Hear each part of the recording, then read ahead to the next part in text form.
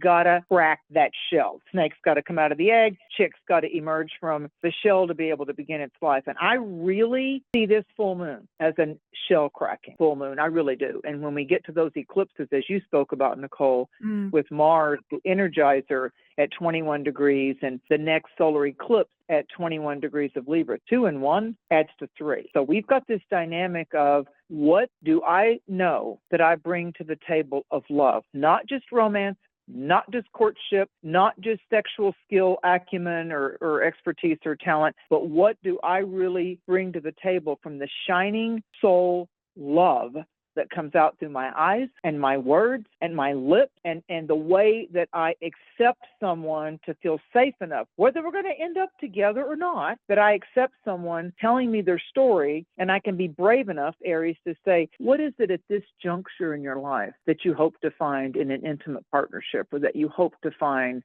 in love? Let's not look at it as an achievement. Let's look at it to see if we're on the same page right now with our desires and intentions. That's raw Libra, Aries, and alignment.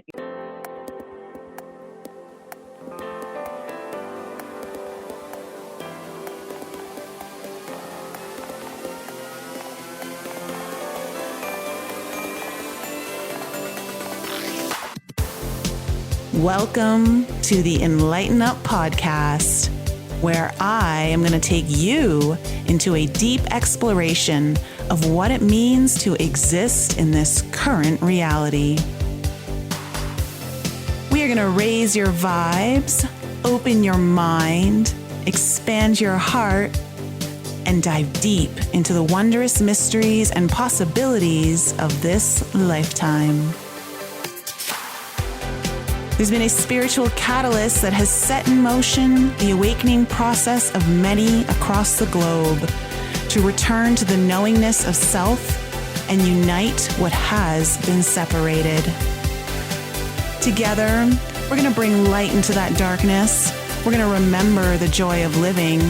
But most of all, we're going to turn up the volume of our own eternal power and do the thing we're here to do.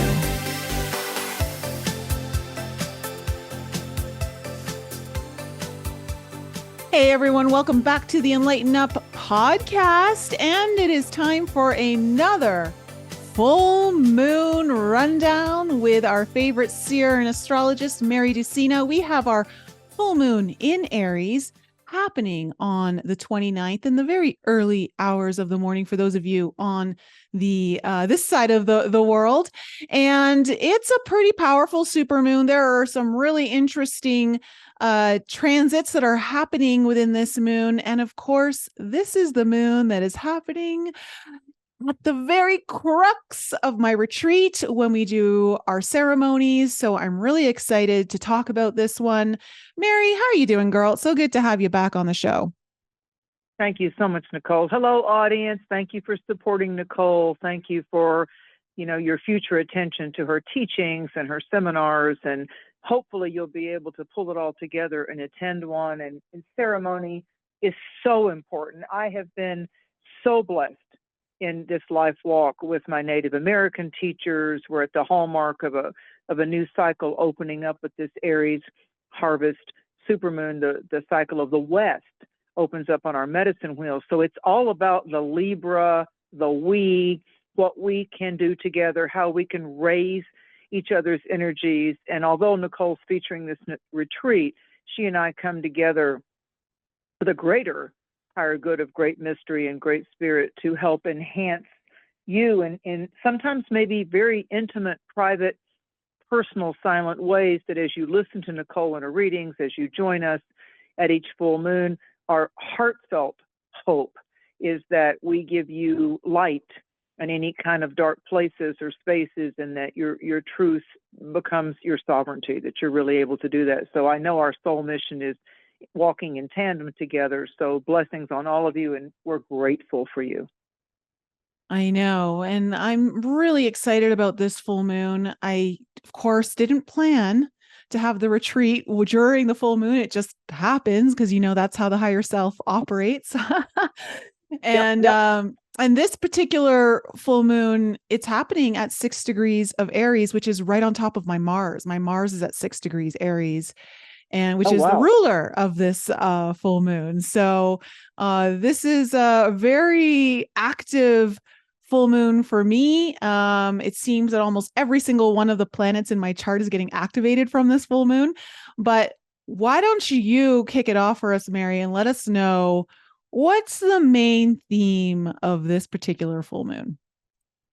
Well, I always like to speak to the seeds or the beginners or the people that are like, okay, even though I've studied astrology 20 years, or okay, even though I'm learning my natal chart, it still gets wonky or goes sideways for me because there's so much to learn between planets and signs and the dynamic relationship between the planets and the signs and the houses and the zones and all that. So let's keep it simple. Aries is all about just the facts, ma'am, just the facts. So we completed with last month's supermoon in Pisces. In the Western zodiac, there are 12 zodiac signs. There are 12 months of our calendar year.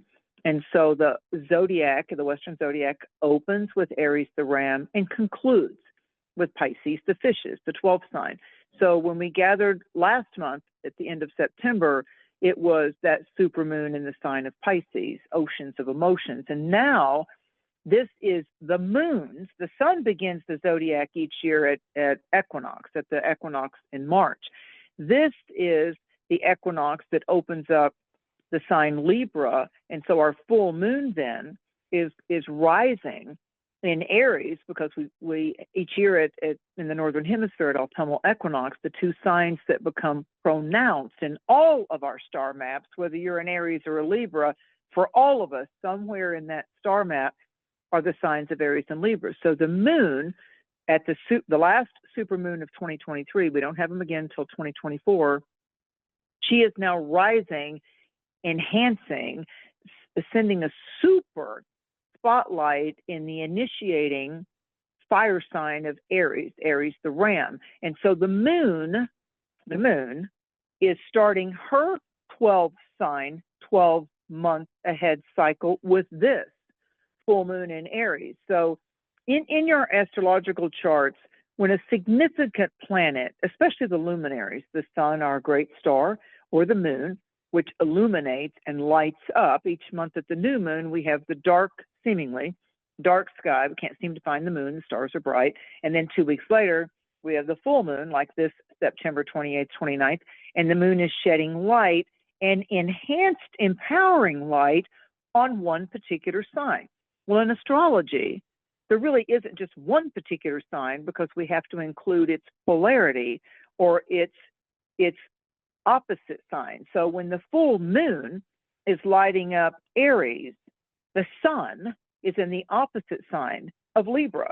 So right now, until we get really strong into the mid part, when we get our eclipse at the new moon over October 13th, 14th in Libra, right now, at the end of September, going into mid-October, all of us, and especially the two signs most affected, Aries, Libra, are being lit up by not only this supermoon in Aries, but the next new moon, which will be an eclipse where the sun and moon marry or join forces in Venus-ruled Libra. So it's all about, Aries is all about me, myself, and I. Aries is all about, have I lost my voice? Have I said yes too many times to keep the peace or to be a people pleaser? Or am I compromising myself, in a sense, losing my sovereignty or my voice by saying yes because I don't want to hurt anybody else's feelings, or I always want to be there and provide everything else that everybody else needs? So Aries is about, and when I say me, myself, and I do not mean that in a psychologically selfish, negative way. Every one of the 12 zodiac signs can have a self-centered, elitist type of aspect to it. In my teachings, I call it the plus and or minus of every one of the 12 signs in our chart. So the plus of this Aries energy being our spotlight and lighting up that zone, that house, that area of our personal natal nativity birth charts, is that Aries is where the ego projects itself outward. So Aries is the step forward, the proverbial put your toe in the water, the first step is often the most difficult to make, but at least it's a decision, a choice to start moving forward. Aries and Libra are about dominance, Aries, versus diplomacy, Libra. So it has a lot to do with freedom, our freedom song. There was a song in the early 90s, late 80s by George Michael called Freedom. And when you go to YouTube or someplace and you look up the lyrics of that album that catapulted George Michael into fame, Freedom was about where can we get free from the things, the shackles of we don't feel like our parents will accept that part of ourselves, or our lover may like that shift in our perspective, or where we might feel like that we need to put our toe in the water for more of an independence or a liberated stance of a belief or a cause. Aries is about being the warrior or the advocate. It summons our bravery. And Libra is about the mediator, the diplomat. You know, where can we all just get along? That's Libra. So Aries, the warrior style archetypes are the soldier. It has a lot to do with the advocate for someone that's being treated unfairly. With Libra is ruled by Venus and Aries is ruled by Mars. To Nicole's point about this shift of where it's hitting her Mars and her moon, Mars right now is in Libra until it gets into Scorpio a little bit on into October.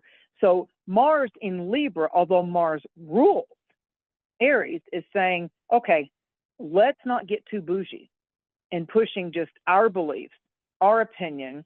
You know, let's not get too dominant in I don't like you if you don't agree with me, or there's something wrong with you if you don't take my aspect of what the truth is.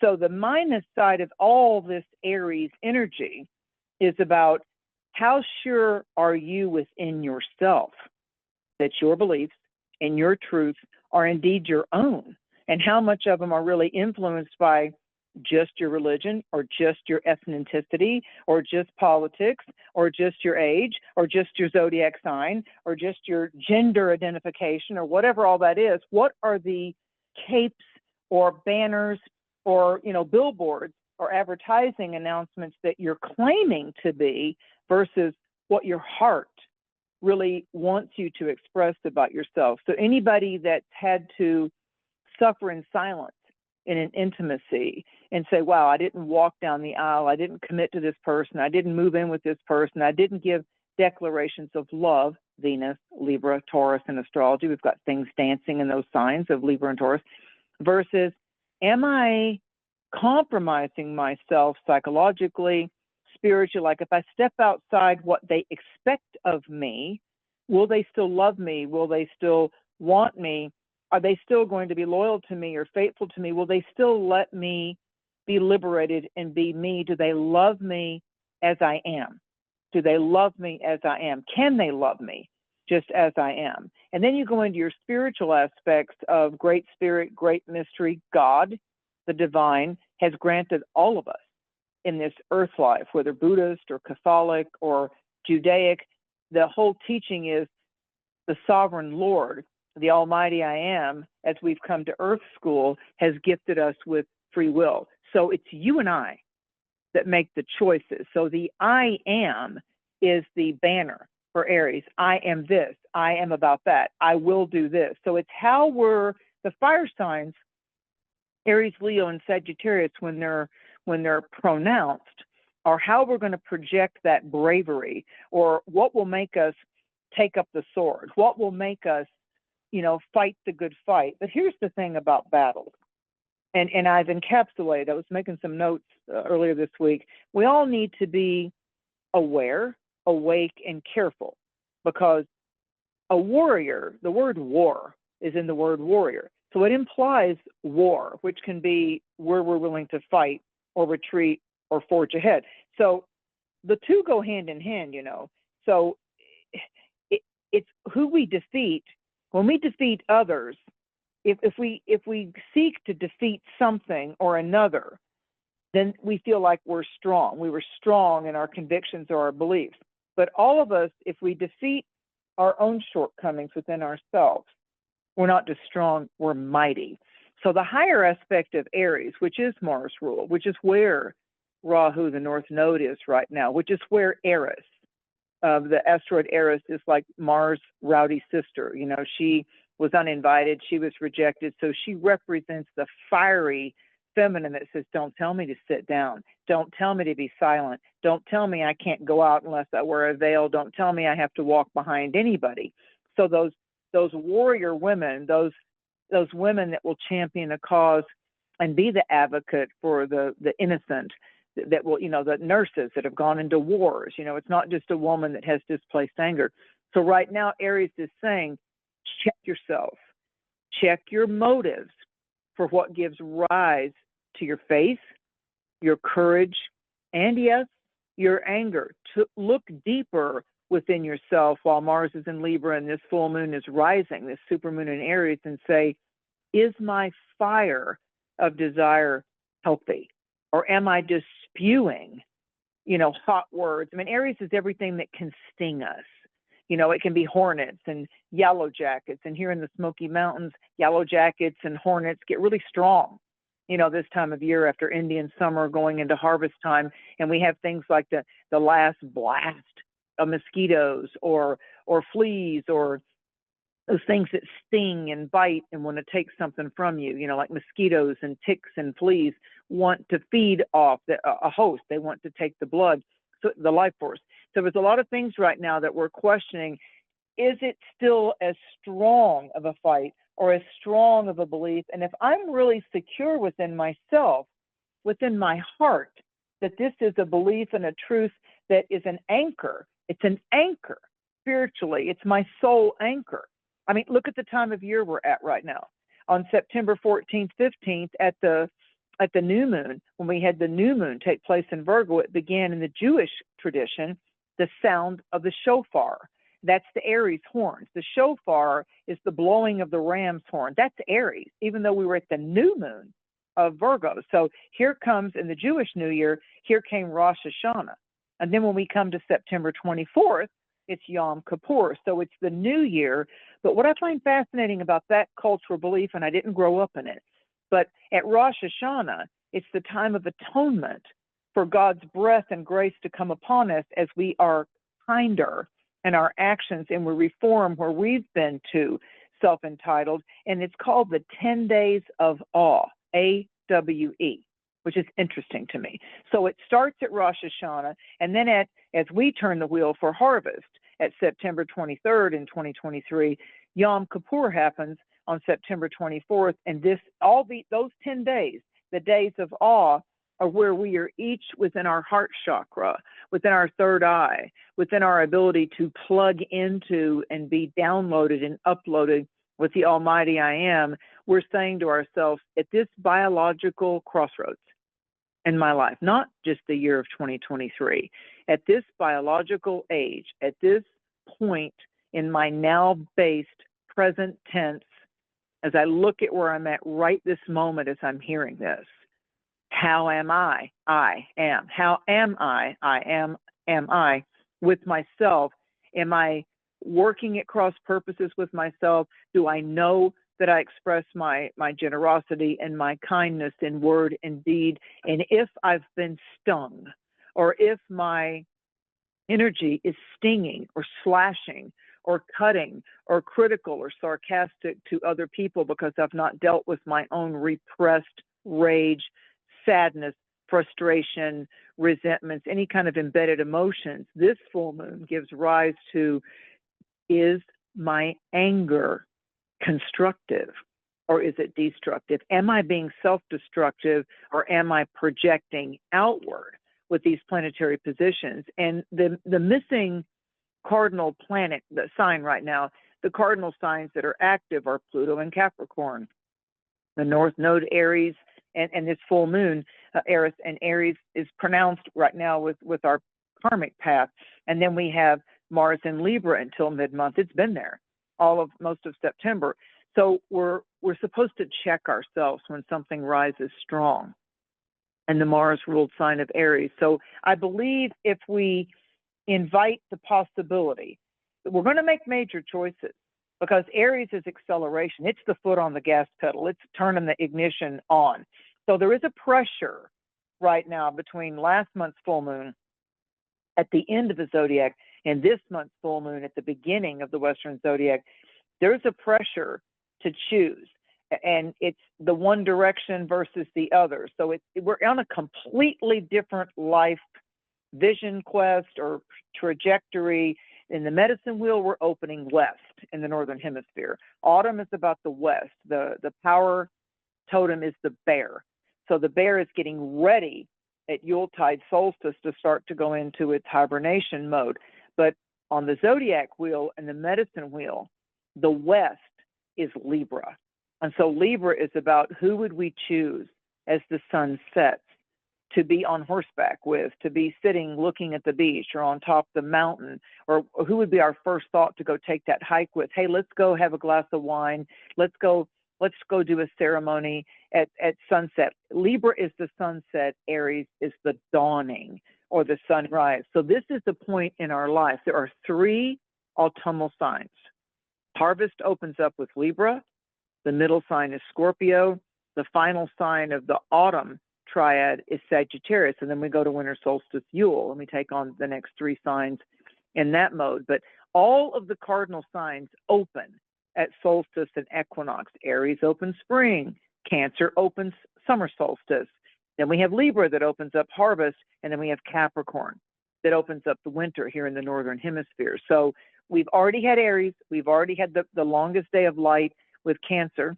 And now we have Libra that says, where do you feel that you are serene in your balance, mental balance, emotional balance? And Libra also says, if it's out of balance or it's topsy-turvy or you're feeling kind of fractured or you're feeling uncertain, this is the perfect 3-month cycle, Libra, Scorpio, Sagittarius, to bring yourself back into some type of divine alignment. Will there be epiphanies? You betcha. You bet you. So the Aries is our power. And right now, it's got to do with Pluto making this square to the nodes for the rest of the Burr months, for October and November and December. And it started in September. We've got this end of the year square with Pluto in Capricorn. And we've got the North Node in Aries, South Node in Libra. So it's about look back to 2005, then look back to 2020 when there were alignments in Capricorn. And right now we're kind of sitting ourselves up on like those high fire towers that you see up in the mountains, or you'll get to the top of the mountain to get the panoramic view.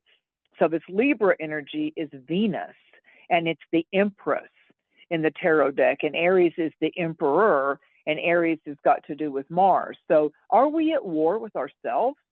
If we get into alignment and we find that, yes, I'm okay with this, even if I lose some people, even if they agree to disagree with me, even if I have to be sovereign and stand for my beliefs and say my beliefs are just as good as yours, maybe we'll agree to disagree, maybe we'll separate or part for a while, but it's not fair.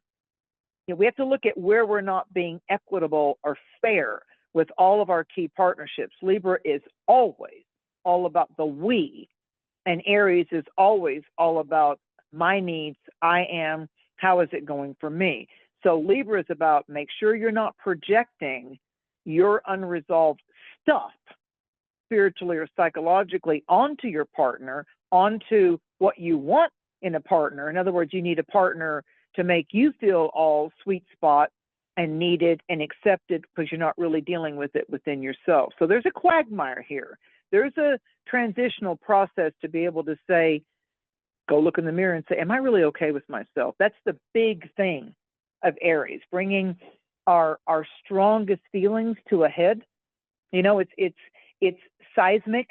It's a stronger potential. We may see it globally with tropical surges or geological eruptions. Hope not, like for volcanoes and you've got this Libra stuff that's atmospheric. The air signs are atmospheric, and then you've got the Aries full moon, which surges and adds a lot of fuel, a lot of momentum to things. So it's a big autumn time, and I think the signs most affected right now are the Aries placements and the Cancerian placements, because Cancer is naturally ruled by the moon anyway, and it's missing from where the transits are right now. There's something in Capricorn big, and there's some things in Aries that's big. And, we're coming into Libra, and Mars is in Libra, but there's nothing really big transiting in the sign of Cancer. So that adds power to our full moons and our new moons over the Burr months. It really does. So it's about, am I okay with myself?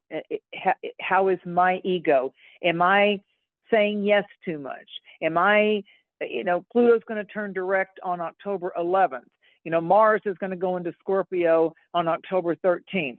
Mercury is going to go to in Libra on October 4th. And here's all this stuff about the emergency broadcast system. They're going to be shutting everything off, and we, the people, need to shut our phones off, and we need to walk away from 12 noon to 2:22 p.m.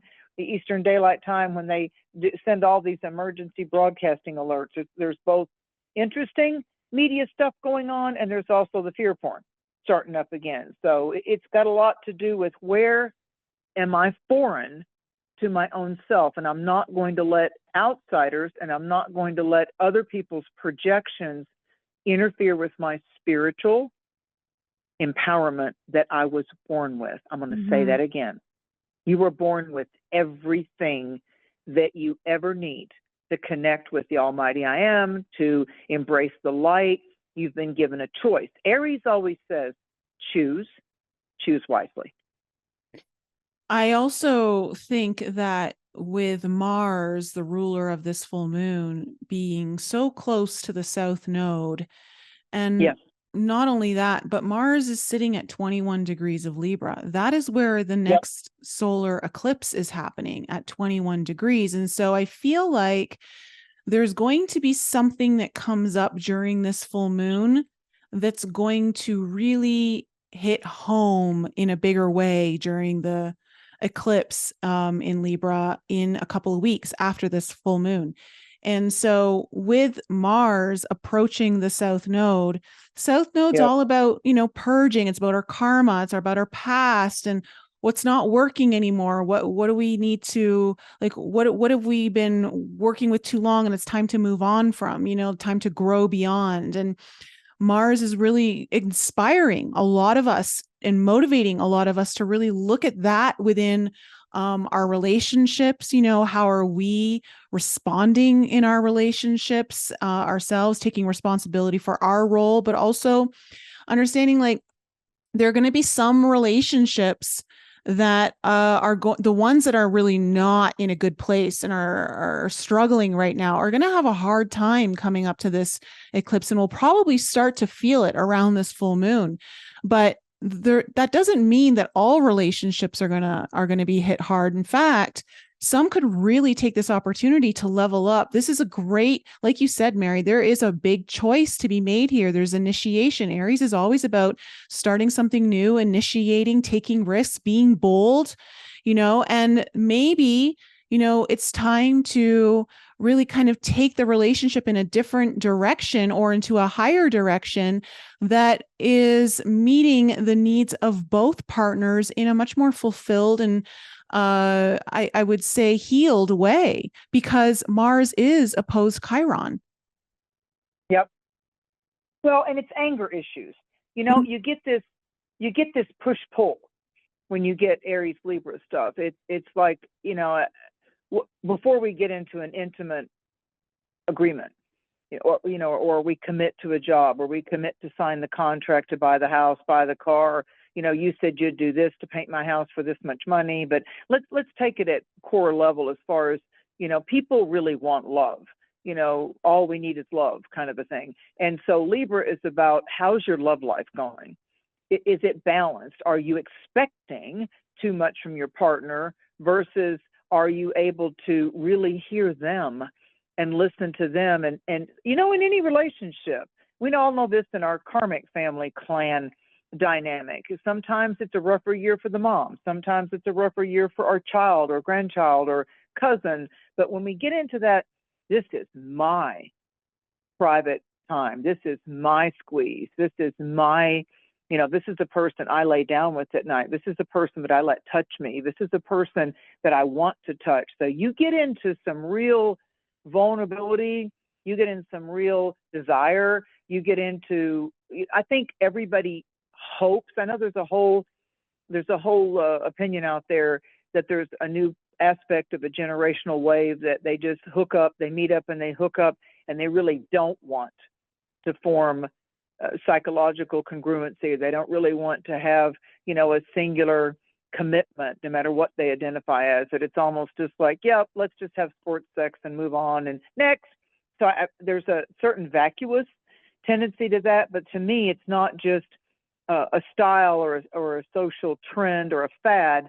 It's where people are closing off to the human experience, and they're not wanting to, for fear of being opened up or the shell cracking and emerging wiser, smarter, because we did dip our toe into the ocean's edge, oceans of emotions. They're choosing to wall off, or they're choosing to, my word, avoid intimacy on the off chance that they might get hurt. Well, from those slips and falls and fractures as we go down the slippery slope of chance, there's also our ability to dance with destiny. And we're stronger, wiser, better because of those people that we did kiss in an experience, or that we did even get betrayed by, or gobsmacked, or they just up and left us and ghosted us, type of a thing. We still, it throws us into a soup of psychological and spiritual examination. It's why we go to seminars. It's why we seek out therapy. It's why we watch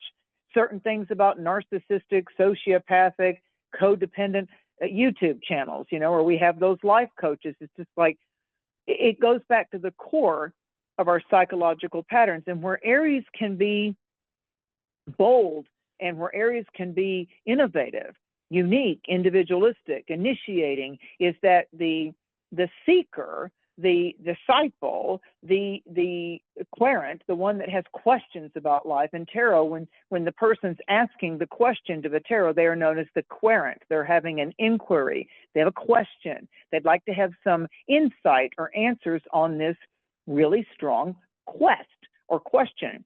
And so when you look at Aries, the symbol is supposed to be for the ram's horns. As I was speaking about the blowing of the shofar, it's literally, in the Middle East, the blowing of the ram's horn. They blow it and it makes a certain instrumental sound frequency. But if you look at the symbol of Aries, it also is like a V with curls on the end of it. So it's like that V can also be victory in some endeavor. So Aries is about, how can I conquer this? How can I become the victorious rather than the victim? So there's going to be times that we have victory. There's going to be times that we meet vampires. There's going to be times that we're the victim, but we learn from it all. Instead of blaming or shaming ourselves and our seeming lack of judgment or insight, we're growing. We're growing. There's a process in that cracking of the eggshell to where we emerge, or the butterfly emerging from the cocoon that once held its chemical composition. It's called alchemy. It's called transition. It's called transcendence. So I do feel that if you look back to mid-April of 2023, that's when we had a new moon solar eclipse in the sign of Aries. We're shifting with these nodes into Aries Libra until 2025, where it's been 18 months of Taurus Scorpio. So we're going to have one final full moon in the sign of Taurus, and then for at least a year, we're going to be dancing with chance in the Aries Libra aspects of our chart. This is where the art and the science of astrology, divine timing, if you will, can help you. Those of you that are interested in, like, okay, how can I kind of chart? I'm on the waters of fate, and I'm the captain of my ship, and my captain might be the Holy Ghost, and your captain might be your Buddhist principles or Sufism or Zoroastrianism or Native American teachings, but you're still going to take the journey. You're here. Your mental body, your mindset, your thoughts, your beliefs, how you figure out your personality and who you are, all that's Aries stuff. Aries in the physical body, in medical astrology, rules the 5 main senses. So what we put our eyes onto, into, are we willing to hear the truth? Are we willing to really listen? Are we really able to listen to our own inner longings? And are we able to hear intuitively the higher aspects of our soul? So sight and taste and smell and sound and hearing. Aries is about the head and the face, and it's about getting ahead.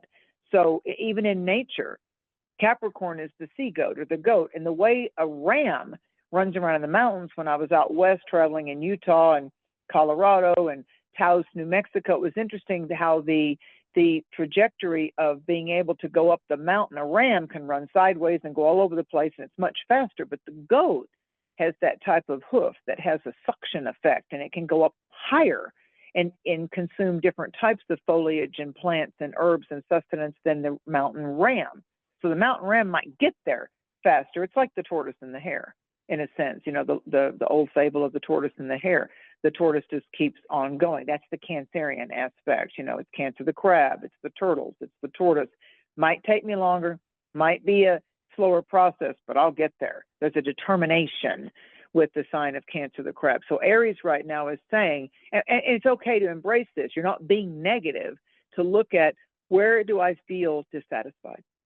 Where do I feel the tug of war within me? Where have I been kidding myself? Where have I been denying my dissatisfaction? That's that whole Saturn in Pisces and you know, Neptune in Pisces. That's been going on for a while. So we've got, you know, we've come out of Virgo, and we're coming into this, like, I don't want to be delusional. I don't want to kid myself anymore. Am I ready to take the first steps to have a completely different experience, a completely different way of embracing, seeing, hearing, living my life, and speaking my truth? And you got to remember, just because you admire somebody, just because you make love with somebody, just because they're your partner, doesn't mean that you have to morph into them. You don't want to give up your individuality. That's the Aries message of this full moon. Are you okay with you? You can't expect your partner to do it all for you, Libra. And when people tell you that relationships are 50-50, bullshit. It's 100%, 100%. That's what we have to bring to the table. I'm going to give you 100% of my attention, Aries, my effort, Libra. I'm going to really pay attention and lean into this with my courage. And I'm going to be brave enough to be my authentic self. I'm going to let my hair down. This is what I like. This is what I don't like. How many people do you know that are even too shy to speak about what they like in an intimate situation or not? You know, so Aries is like being able to say, I really like that. No, I'm not so much about that. Will you still like me if I don't want to do that? Aries is sexual. Aries is sensual. Aries is like, I want to light the flame of desire. So Yeah. Aries is about, maybe somebody really doesn't like their feet rubbed. Maybe somebody has a foot fetish. I mean, maybe somebody absolutely loves rough riding, raw, intimate sex, and maybe somebody else needs the gentle butterfly kisses on their neck. You know, we come into partnership. We come into partnership with you attracted to somebody else, but their ability to receive sensuality and love and touch was definitely affected by their upbringing. Did someone touch them wrong? Did someone force them? Did someone allow them to form, whether they like it gentle or rough? So when we meet a partner, this is the Aries Libra dynamic. When we meet a partner, I had a great concept from a psychiatrist in my 20s teach me, you know, when you hook up or you meet up with somebody that you can't define it yet, but you're just committed to, you are attracted to that person, they are attracted to you. When you sit down, there's 6 people getting together psychologically. Them, how they were affected by their dad and their mom, that's 3, you, and how you were influenced or affected by your relationship, acceptance or rejection by your mom and your dad. He said the key is to be able to listen to those things with each other as a partner, and then say, you know, although my mother did it that way and my dad did it that way, this is me. This is me. And I'm not going to do everything just because dad and mom said I ought to do it their way. And I only got their acceptance because when I did it like daddy and when I acted like mommy wanted me to act, I got accepted as a child. Okay, you're not 7 anymore. That's a reference point, but you got to crack that shell. Snake's got to come out of the egg. Chick's got to emerge from the shell to be able to begin its life. And I really see this full moon as a shell cracking full moon. I really do. And when we get to those eclipses, as you spoke about, Nicole, with Mars, the energizer at 21 degrees and the next solar eclipse at 21 degrees of Libra. 2 and 1 adds to 3. And the 21st card in the tarot is the World.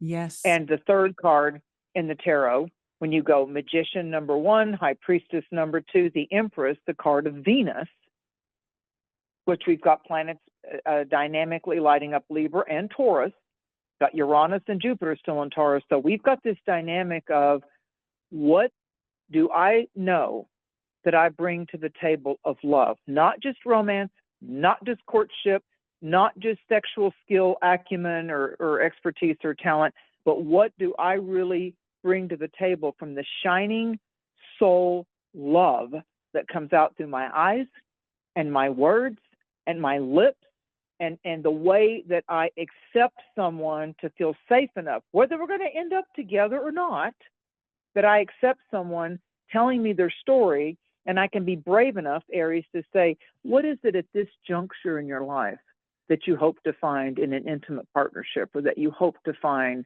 in love? Let's not look at it as an achievement.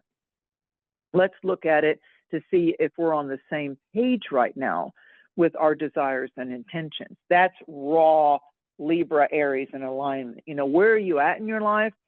As you know, psychologically, if you just went through a divorce or you just went through a betrayal, they have this thing called rebound. And people go out and they get sex crazy, or they're bouncing from one to the other, or they're on rebound, or they want to hurt somebody like somebody hurt them. And there's a lot of innocent people that get drawn into that bounce pattern. But when you sit down and say, you know what, whether it's you or not, these are my intentions, this is where I'm at. I really don't want to dump expectations on you, but I'm really focusing on what I like and what I don't like right now. That's the bold aspect of Aries. Mm-hmm. Yeah. Yeah. Yeah. And we're emerging.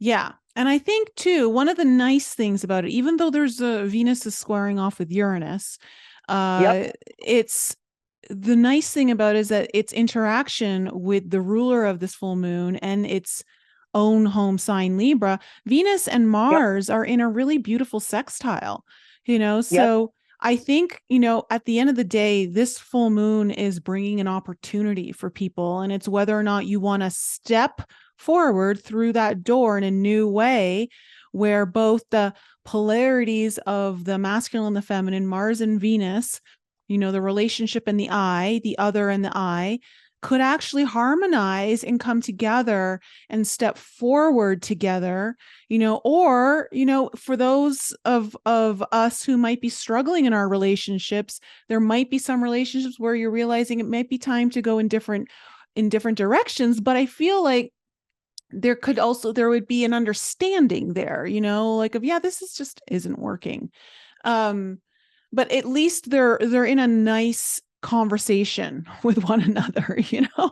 Well, and that's the key. That's the key. I mean, when you have something not real strong in mutable signs, the mutable signs being Pisces, Virgo, Gemini, Sagittarius. So we've got 2 of the outer planets dealing with Pisces, but that's where we can tend to want to avoid facing the truth, avoid looking at, that might be a possible addiction. I might not want to admit that I'm seeking alcohol or pills in order to, you know, deflect, or in order to not face up to the stress that would be if I really confronted this situation. I can't tell how many clients have told me over the decades, I'm really not in love anymore, but I really don't want to break up. We've been together 10 years and I don't want to split the money. I don't want to have to sell the house. It always goes back to like Taurus shit. You know, I don't want to have to, or the Virgo immutable sign, you know, what's it going to cost me to break up with this woman or this man now that we've got shared resources, that we've got, you know, shared investments. And here's where I see the dynamic of this month. I absolutely see the cardinal signs of Aries, Libra, Cancer, Capricorn being in the spotlight until we get to October 13th, even though the eclipse is also coming together in Libra, and that spans out 6 months going into spring of 2024. Mars is coming into one of its power signs on October 13th. Mars is going to enter Scorpio. And so when Mars enters Scorpio prior to our next full moon, rising in the very financial, physical body, tangibles, you know, what do I really value? What does really matters in this life when it comes down to facing death or facing breakup or facing having to give something up? You know, the European people say, well, they gave up the ghost. So when someone's getting close to actually physically dying, they'll say, well, they gave up the ghost. And when we look at what bars and taverns used to be called and still are in aspects of Europe, it's called ye old, wine and spirits. So the whole thing of alcohol in Arabic was also the spirit. What spirit gives rise in us if I start to get high on moonshine or wine or any kind of elixir or THC or whatever it is? Well, who do I become, and what comes out of me when I have altered states of my reality? So whether you're doing ceremonial herbs or whether you are attempting to heal your stress through a THC infused chocolate bar or cannabis or whatever it is, or whatever, mushrooms or whatever it is, when you're tripping or when you're wanting to get outside of what people love to term third dimensional reality or 3D reality, who do you become when your inhibitions are down? So when we come to mid-month in October and Mars slides into Scorpio, it's interesting. When I was meditating the other day, I said, what theme do you want to give me, Great Spirit, about what's going on with this Aries Libra dynamic on the final supermoon of 2023? Our supermoons begin, by the way, on July 3rd. Then we had 2 in August with our blue moon and all that. And now this one is the final one of 2023. Some cultures call it the corn moon because the harvest moon isn't always in September. Sometimes it has a lot to do with October. Like every 3 years, it'll hit in October instead of September. So when we get to the whole October 3rd thing, we have Venus and Leo squaring off with, I don't want to change. I don't want to face that. Don't tell me what to do, Uranus and Taurus. So Venus and Leo says, I've got some encouraging words for you.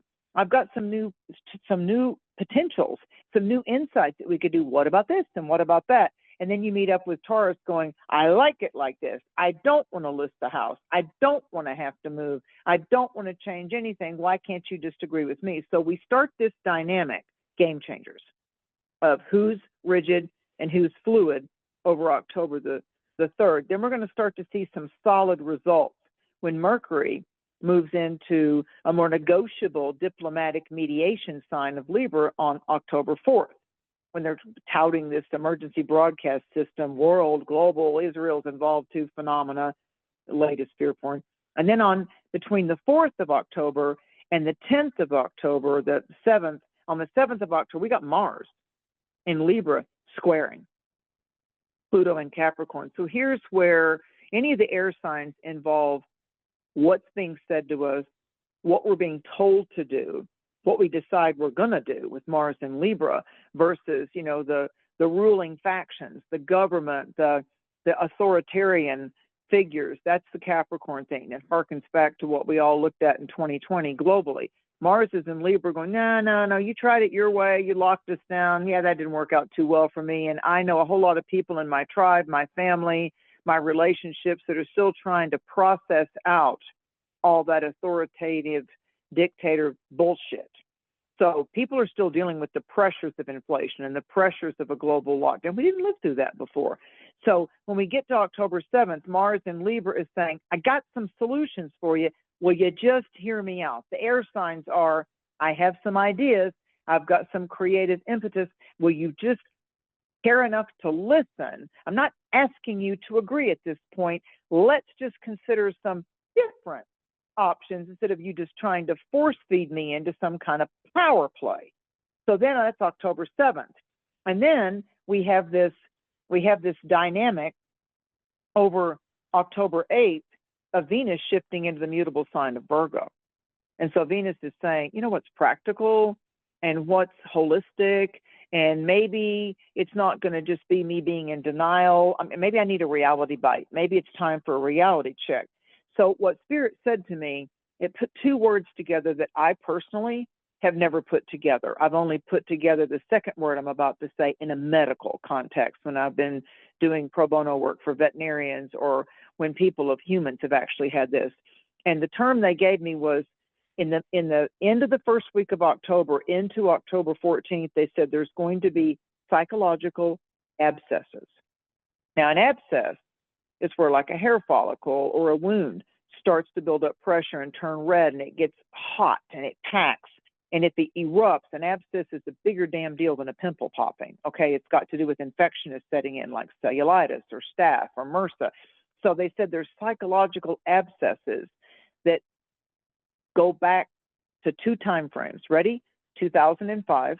So make notes, and later on, after you're listening to this, because I know you want to pay attention to Nicole and I, think back to 2005. What was a priority emotionally, psychologically, financially? What big life changes happened to you in 2005? Fast forward to 2014, going into 2015.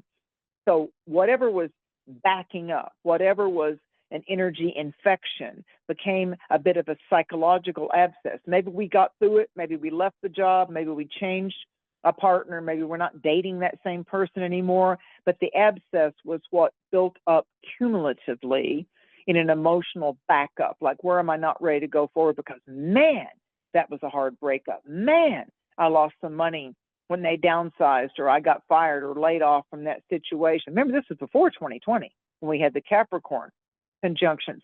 So they told me that psychological abscesses are now going to be draining with this supermoon in Aries going into the full moon of Taurus, and we're going to feel emotional, holistic resolutions as we have a release of pressure. So we don't need to engage in power plays, and we don't need to have anyone force a solution onto us. We've got things that have been building and pressure and tension and pus, and however you want to look at it in a physical body type of way. So what's happening is I feel like that by the time we get to this dynamic of right around the end of October, as we're approaching Samhain and All Hallows Eve, I believe we're going to look back and go, wow, those eruptions, that release of pressure, I don't have an abscess anymore. Sometimes you have to even surgically lance an abscess. So my taking action to not be held back, backed up, building pressure in this anymore, Libra is saying, hey, you know what? It's okay to seek the sweet spot. It's okay to give a little so you can create a win-win scenario. And to me, that encapsulates this whole full. Some people are highly allergic to bee stings. They got to have an EpiPen, or they can have an internal. It cuts off their airway, their trachea, their breathing. Some people go into seizures. So what's seizing us up and what's causing us to have these psychological pus pockets of, I don't know if I have faith anymore. I don't know if I believe in anything anymore.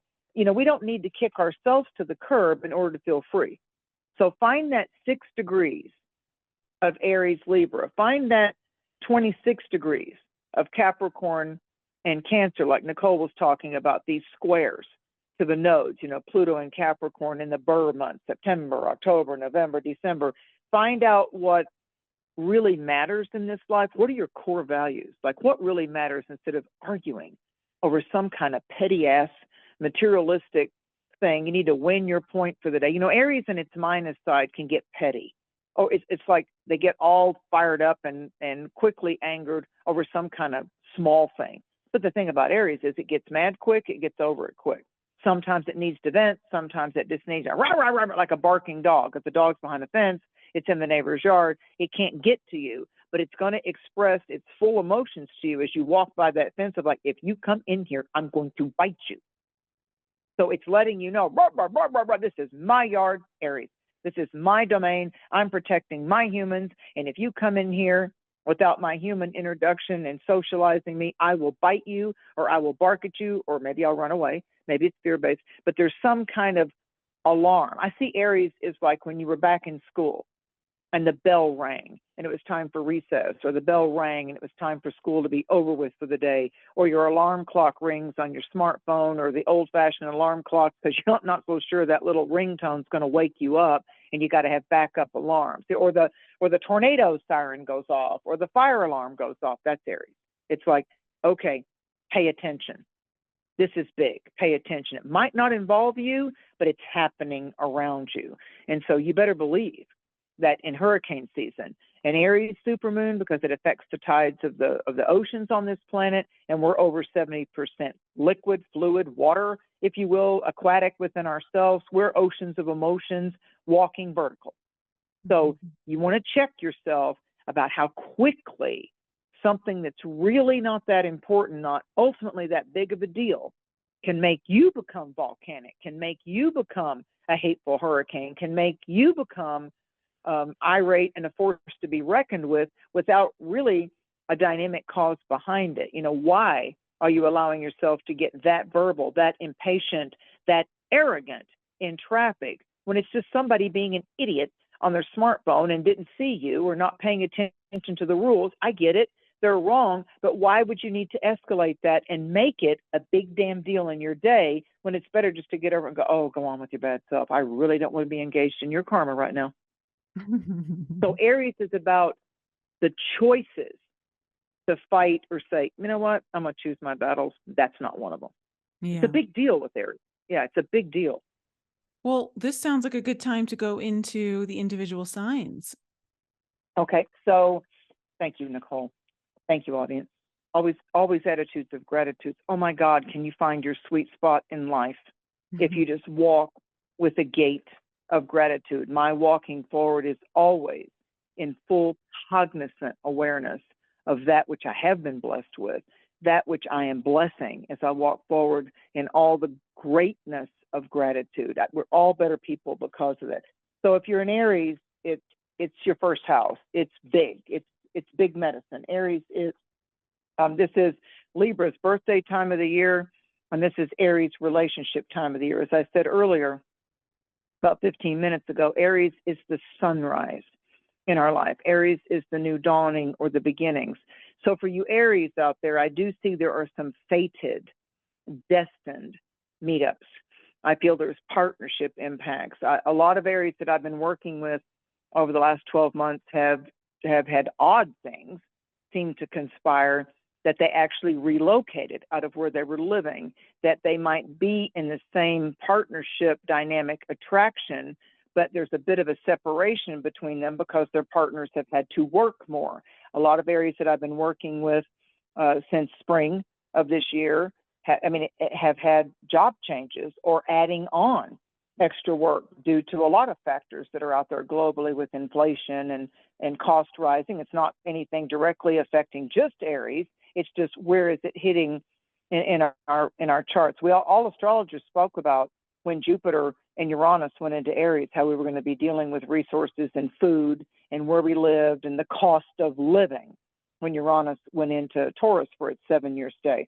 So with Aries, this solar eclipse that comes up on October 13th is about a real reality check. And I feel a lot of resolutions and a lot of better communications without so much fiery, defensive, offensive mode with the person that matters most to you in your world. It could be your child, it could be your parent, it could be a lover. But I feel like that Aries are really seeking some type of nurturing, some type of gentle touch, easy words like melodic statements, not just of the flattery for the moment type of a thing, but if you're an Aries, I want you to think about how you say what you say, because you've still got Saturn and you've still got Neptune in Pisces that's operating either in your solar or your birth chart 12th house. So you are still, in a sense, cocooning, and you are learning a lot by what your attractions lead you into. Like our attractions, our desires are like the arrow that points and says, what about that? Is that a target? What about that? Could that be a bullseye? And how are you willing to step up to that and accept that challenge? So are you feeling scared that you're attracted to that person? Are you scared that you mated with that person? And now a different kind of fear or vulnerability. Oh no, now we've had sex. Now I've kissed them. What's going to happen? Are they going to ghost me? Am I good enough? Is my body thin enough or fat enough or whatever? So there's a lot of things that have been spiraling like a typhoon psychologically around Aries because of those two heavy hitters in Pisces. Wherever you've got an Aries planet, there's some Pisces stuff that's saying, where have you been in denial? Why don't you be more authentic? Why don't you take a little more of a risk psychologically and say, I really like you, but I'm not so much about that. Like, I don't care if you drink. I don't care if you need to be high all the time, but I want to also know you when you're not altered. It's a bit bolder as far as a deeper psychological discussion. If you're a Taurus, this supermoon is hitting the sign before your sign. And there's a little bit of a division there. So emotionally, full moons give rise to our feelings, our feelings. So even though there's other planets in Taurus, and Mars is getting ready to go into your intimacy sector, it's still a full moon in Aries. And so for Taurus, it's the 12th house. I love this for Taurus for two definite reasons. Number one, it teaches you how to be a better nurturer. It teaches you how to nurse and care empathically for your own sensations, your own feelings, your own quest that you wish to know more about from spirit. So it's the 12th house is a house of service. The 12th and the 6th house in our charts are houses of service. So for Taurus right now, how can you be of service? How can you serve up the truth? How can you help others have a platform to express their vulnerability, their wounds, their needs, where they feel fractured, what broke them? Because in the 12th house, we're embryonic. So you Taurus right now, and Scorpio's at your 6th house. So for Taurus and Scorpio, it's an interesting service dynamic for both signs, and it has a lot to do with how might I heal this myself by the observation of other people that have walked this kind of crisis before me or exactly like me. So it's kind of like the way a therapist lives vicariously through its clients, like the clients that are going through a divorce or a betrayal or a sexual identification crisis. The therapist may be very quiet and secretive about that going on within themselves, but they're bearing witness to someone that has the boldness and the authentic desire to say, this is my struggle right now. So with Taurus, there are things emerging about, do I want to dip my toe in that water? Do I need to experiment with that? Or do I feel like I'm drawn to it like the moth is to the flame, but I don't want to get burned? Maybe it's okay that you're not ready to partake of that life experience. And maybe you are. So you can stop thinking about it. You know, it's like, I've always wondered about that. Why do people do that? What's in that? You know, so for a lot of Taurus, it's going to be like, and the 12th house is our secrets. So it's good karma too. It could be some great karmic payouts. So all of a sudden you've got extra money. All of a sudden you got more out of an experience than what you had planned for. So I feel like it's all up to spirit for Taurus right now. So I would lean in to the almighty I am forces of glory and grace. I would lean in to great spirit and trust that the almighty mystery has a lot in it, that as you are giving, it's going to bless you for the fact that you took your time to give and give more. If you're a Gemini, it's kind of like a social alliance change. You know, we've got Venus getting ready to go into Virgo, and so Mercury dancing around, you know, in Libra. So you've got some changing of the guard going on socially. Some of your former connections are fading away. Maybe they move. Maybe it's just you're not on the same page anymore. And maybe they're busy with this new life partner or kids or grandkids or a new job. But I do see for Gemini, which quenches their thirst, that there are some fresh new alliances. There's some new stimulation going on in your social realm and meetings and greetings and friendships and, you know, friend of a friend kind of a thing connects you over here. It's one of those kind of sweet spots. Libra's all about finding the sweet spot. If you're a Cancer, it's your reputation.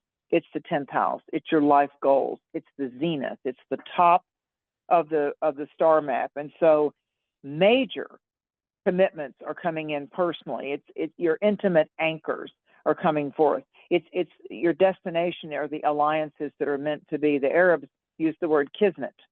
And in the Middle Eastern side of the world, kismet is their word for fate. It's fated. It was written in the stars long before you ever took your first breath on the earth mother. This was an alliance that was meant to be for this incarnation. So some real serious stuff going on with people that are Cancerian sun signs or their moon or their rising signs or in that water sign of Cancer, the crab. It's like the tide's in.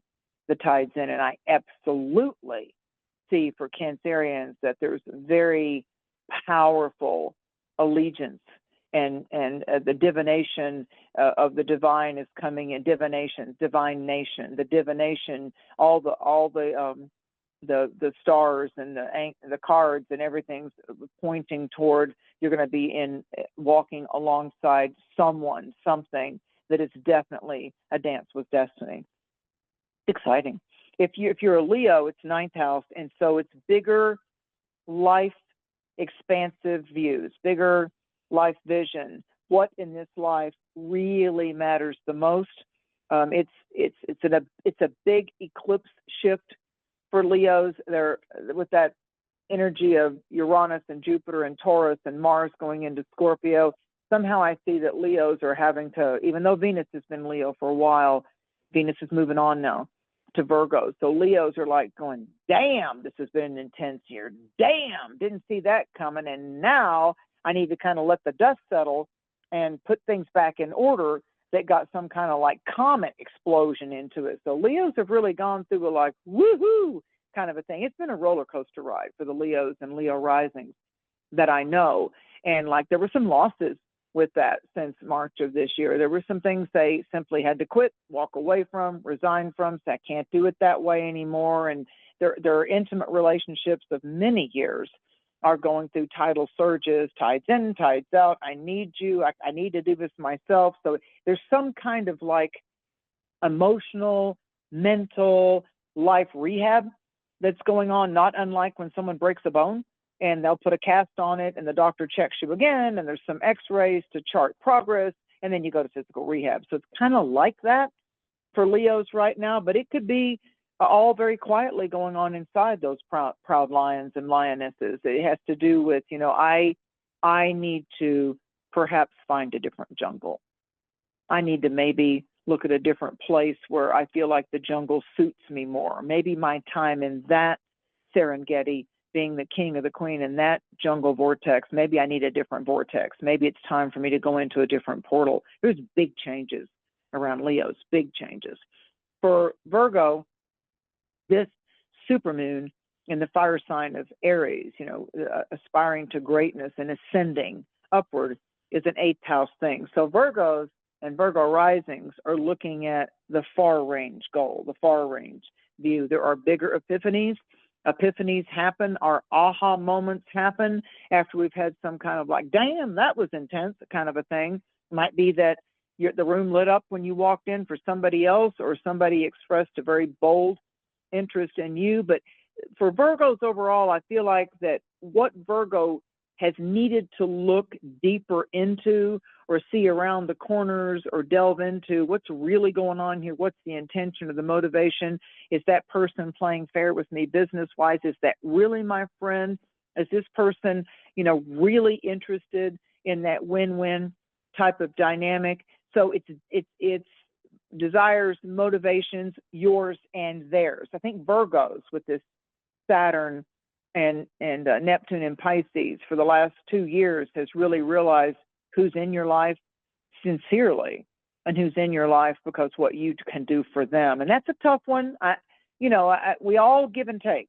But for Virgos, when we've got those two heavy hitters of Saturn, the Lord of Time, and Karma in your sign of relationships, there's been a cleaning house. There's been the phoenix exploded into its spontaneous combustion, the fire burned, and the phoenix will re-emerge, but everything's changed because of the fire, because of the purging. Fire is a very important cleansing agent.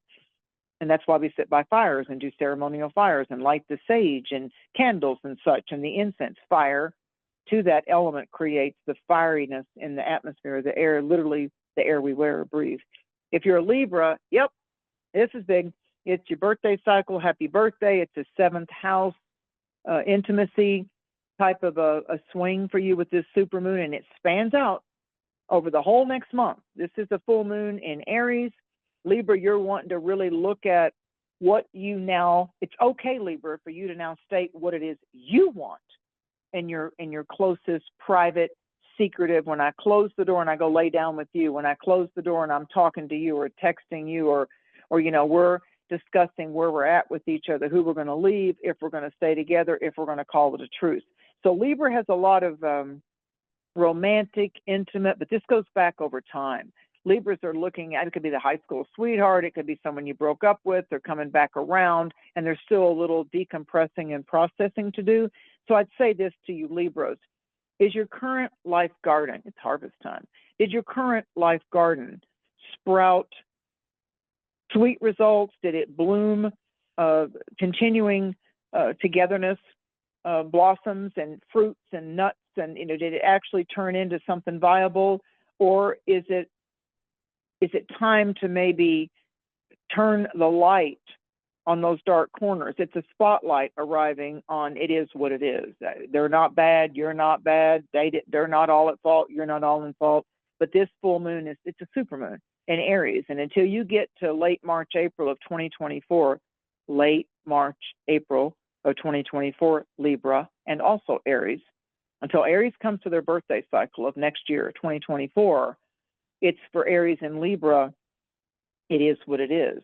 So instead of fighting if it's not going the way you want it to, be brave enough, be the warrior archetype, the soldier of fortune, the brave heart to say, are we good with us? Are you still happy with this? Or how do you feel like we could get our mojo back, our good juju? What could create some more inspiring dynamics between us? Are we supposed to be good friends even though we've been intimate? Where are we at with each other? Because the Libra aspect is, we might have been lovers, but I'd still like to know you.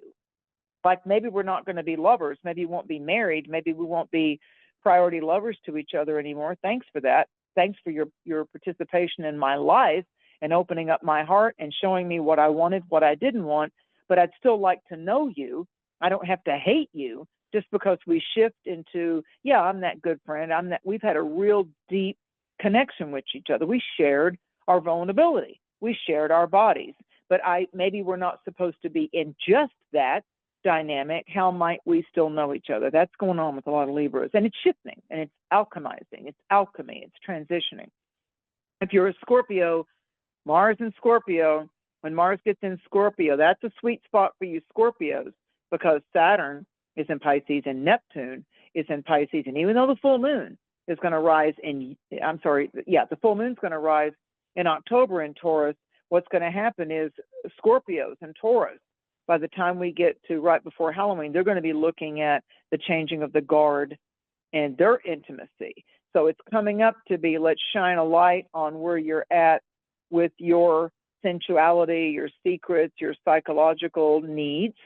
Are they demands or are they needs? Are they being fulfilled or are you hiding your secretive desires? That's coming up for you, Scorpio, when we get to the end of October. But right now, Scorpio, you need to focus on your health options. You need to prioritize how you're dealing with your psychological wellness and your physical body. Could you do some push-ups off the counter if you don't want to get down on the floor and do push-ups that way? Can you support different, better dietary choices? Can you work on this harvest season over the next 3 months of Libra, Scorpio, Sagittarius? Take a 90-day commitment of discipline and use your discernment on, is this still working for me as a sleep aid, or am I drinking too much? Am I doing too much ceremony? Am I tense when I'm not having my cannabis or my wine or my sex?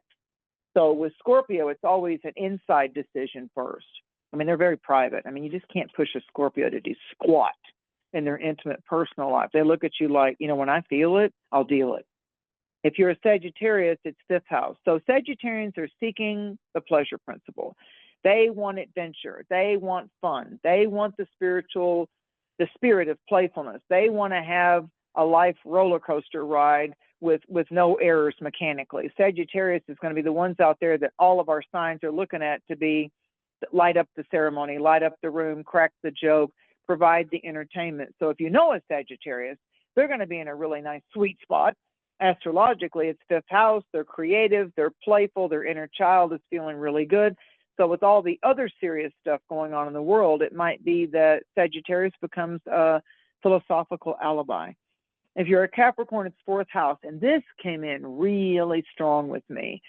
Daddy, patriarchal wisdoms and issues, asking, seeing, examining all you've learned of benefit by your dad's story in this lifetime, the grandfather, the father, the taking charge of decisions. Maybe a lot of you will be dealing with the legacy or the inheritance of the family line. It may be that there's the passing of the guard of the king, so to speak. The king passes away and everything has to be organized and redistributed and dealt with. But I feel like that Capricorns are really going to be taking charge of what they now know is a position of authority and has to be done step by step in a very organized manner. So there's a lot of business up front, party in the back for Capricorns. I don't see this as a lighthearted time for Capricorns. I see them in reflection and then moving forward.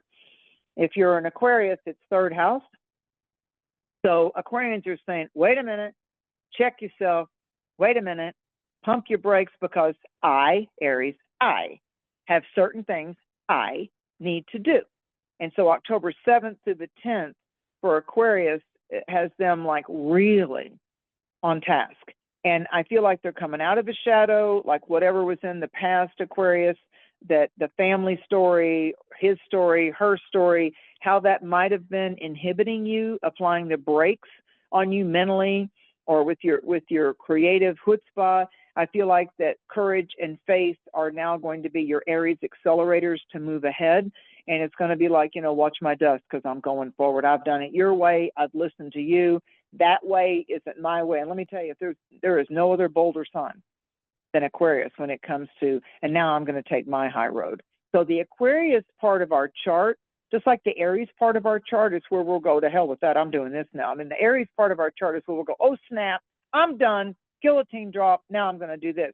The Aquarius part of it is, and as I make this super swift, as the arrow leaves my bow, and I decide that I'm going to go on that adventure that I've never even thought I could do before, now that I'm really going to do that and break with custom and break with tradition. I'm Jewish and I'm going to marry Catholic. I'm Baptist and I'm going to marry an atheist, or I'm one race and I'm going to delve with another race. When you really break with that cultural tradition, which is Aquarius. Aquarius is always all about foreign affairs and the unorthodox, the unusual, the bold, the randy, the rebellious.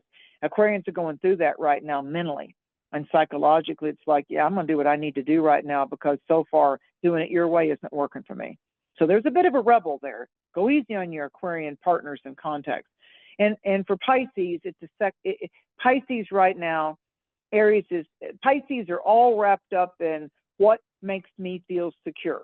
There's a lot of Pisces clients I have that relax by going shopping. It's Amazon, or it's the thrift store, or it's getting more stuff.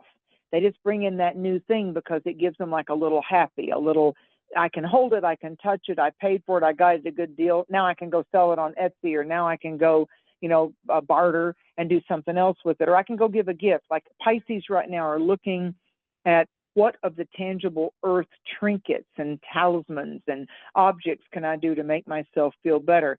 So for Pisces right now, it's mine versus thine. So it's all about assets. It's all about what gives you some kind of a sense of security. And I gotta not admonish you, Pisces, but I've got to advise you that not all that glitters is gold. And the real crux of the matter might be what you are avoiding with Saturn and Neptune in Pisces and Venus going into Virgo. Stop looking externally, Pisces, for something that could give you that little high. We've all been there. We find that great blouse or those great shoes or that handbag or a good deal at the hotel room to be able to hold a lecture or a seminar. You're like, sweet, so that's a sweet spot. I get it. The deal, the bargain, absolutely can uplift us in our mood psychologically as we live as little earthlings, our earth bodies walking around and needing to be clothed and fed, the great feast, the great meals, someone picking up the check for you for dinner and lunch. Those are sweet spots. Those are nice little ways to tithe and give to our alliances and our comrades. But with Pisces, somehow they get a little more, depressed, or they get that pouty face in their selfies, or, they're looking for that Snapchat filter to make it look like they're happy, or they're morphing into some other kind of shape-shifting mode if they didn't get their way. So Pisces, it's your mental health. Your mental health cannot be substituted or bought by an earthly trinket. So it's like, if you feel like that you want soft words, if you want people to show their appreciation of your light in their life, in the partnership or whatever, maybe being less critical or less bougie or less in your conversations rattling off how it's all about you and all about what you need and all about your illness or all about what you went through and all about how you're exhausted. Maybe you could just shut up and say, I want to take you to lunch because I want to hear how you're doing. You've been a support for me in the past, and I've worn the last hair off the goat's ass talking about me. So I really want to discipline myself and just really be face to face, eye to eye, friend to friend, sister to sister, brother to brother, comrade to comrade. I really want to not only just give you a thank you for how you showed up in my life, but I really want to show you how that thank you is being expressed by me being sincere about how are you doing. And I promise, if you meet me for lunch, I won't rattle on about my life, my woes, my concerns, and how everybody else ought to be given to me. So of all the signs, Nicole, I think I got to tell Pisces to check themselves this month. You know how you always tease me, oh, Mary's going to roast a sign. Here it comes. So I mean it, truly, I mean it with the light coming out of my heart and the risen Christ all around you, Pisces. It's just, Pisces really don't see it, but they get very melodramatic and they get very draining. I mean, they literally can become energy thieves to other people because they don't see, unless they put on their phone recorder that comes free with every smartphone. They need to really record themselves and when they're on the phone or they're in conversations to see how the subject seems to. And now let me get back on me. And that, I'll conclude, is the minus part of the Aries influence in our life. It's okay to focus on what you need now. It's a sunrise. It's a dawning. The moon is now sunrising, if you sense. The moon is now beginning her next 12 cycles of full moons. The moon is now beginning at Aries, and this is her first full moon of the 12 zodiac signs in Aries. So I will say to you, it's the moon. It's our subconscious, it's our feelings, and it's what our emotional needs are. It's the moon that's beginning in Aries. So dig deep, and I'll finish by saying a wonderful quote by Khalil Gibran that says, there are still cave dwellers. The caves are our hearts. I like that. I like that. It's true. Mm-hmm. And that's the Libra balance. You know, what's your heart want? Listen to it. Yeah. Because the cave is the archetype for the heart. Yep. Mm-hmm. Yep. Mm-hmm. Yep. And it's the truth. I've always felt like when you do chakra study and the power of colors and, you know, tapping and emotional, you know, healing and all that and frequencies and just Reiki and your chi and all that.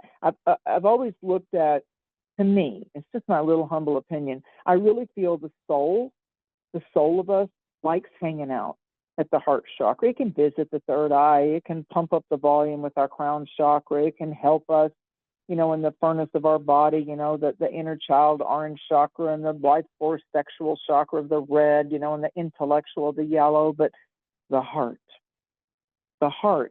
as Greg Braden, who I've seen many times in lecture and enjoyed his books, he has a whole site called the Heart Math. And they discovered in the last 15, 20 years that the heart actually emits more magnetic frequencies than the brain. They originally thought it was the brain, but the brain was the mainframe center of magnetic frequencies and energies. But no, it's the heart. Our heart really is the manifestation magnet. And when you look at the much touted law of attraction, if we're focused on our fears and negativity, isn't that also a magnet? Mm-hmm. Will we not be drawn to us what we're spending so much of our attention onto and into? So for those of you that feel discouraged, read Rumi, read Gibran, read the scripture, read the lyrics of a song. Deliberately use this Aries energy to put your eyes onto and your ears listening to that life coach, that preacher, that rabbi. You know, these are the, you know, we're in the time of atonement. You know, harvest is here. We're about to have the leaves show us just how beautiful saying goodbye can be. When the leaves change colors in autumn, wherever you live, you know, or when they emerge, if you're in the southern hemisphere and you're coming into spring, that new life, those little lime greens and the new life and the buds and the stems coming up and breaking ground on our Earth Mother. But in the northern hemisphere here, it's autumn and the autumn equinox. It's incredible. The flame colors that happens with the golds and the yellows and the oranges and the reds and then the browns, and then they drop on most of the types of trees that bear fruits or nuts, and then they drop and they're waving goodbye. I'm waving goodbye to the lessons and the graduations and the epiphanies that you're about to have as you go into the solstice time of 2023 here in the hemisphere. So autumn is the blazing color, but that's bold like spring. But it's saying, look at your accomplishments. Whenever you feel like life is just too much to bear, look back 6 months, 7 months on all that you've accomplished thus far, and then you won't tend to be so hard on yourself. Who you helped, who you encouraged, these are the things that matter, because the cloak of kindness and generosity and gratitude will do more to sustain you in the lean times than any touch of any human or any animal. I mean, look at how you gave encouraging words. Look at how you supported someone else. I'm not saying be a doormat. I'm not saying always be in that position. But when each of us get the opportunity to lend an encouraging word or a gentle touch, or like, man, I'm proud of you. That was a tough ass thing to go through. Good on you. You have no idea how that continues to resonate on another being. And even when we are so busy, but we just stop that multitasking and look at our cat or our dog or our horse or our cow or our chickens and just say, I'm just going to take a moment with you and just let my inner child come out and squeak and be so excited. Thank you for the short life that you have, dog or cat. I might get you for 10 or 14 years. Wow, you're such a medicine bag. You're such a totem.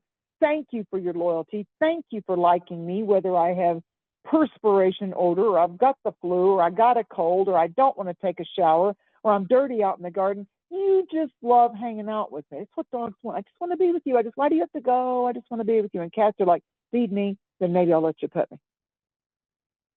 So there's a difference even in the animal world of what it is those four-legged or two-legged or winged ones or the finned ones can give us. We're in the medicine wheel of the West. It's a time for we versus thee. This full moon is about me, myself, and I. But truly, it's about how can I show up and be a better we? How can I present myself as a better partner? How can I be a better team player or pursue the dynamic dream by working on ourselves? Aries is about how you doing? How you doing with your own self? Check yourself, look in the mirror. Don't be too hard on yourself, but you know where you could do a little bit improvement.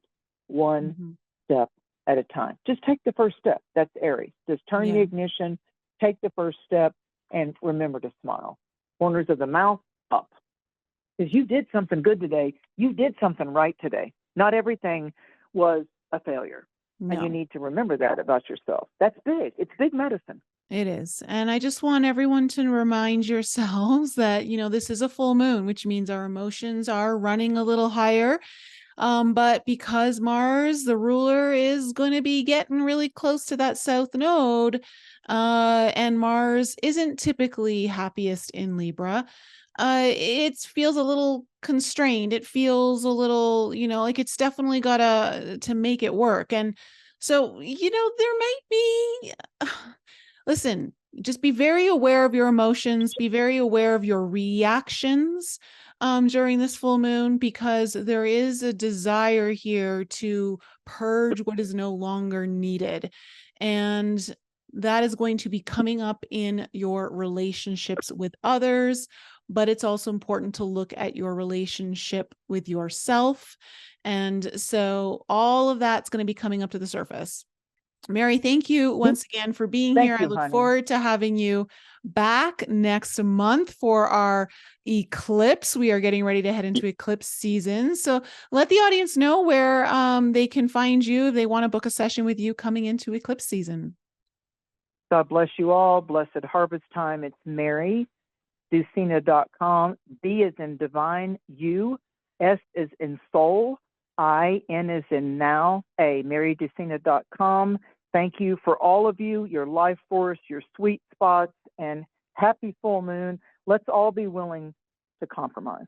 Yes, yes. And to my audience, I love you all very much.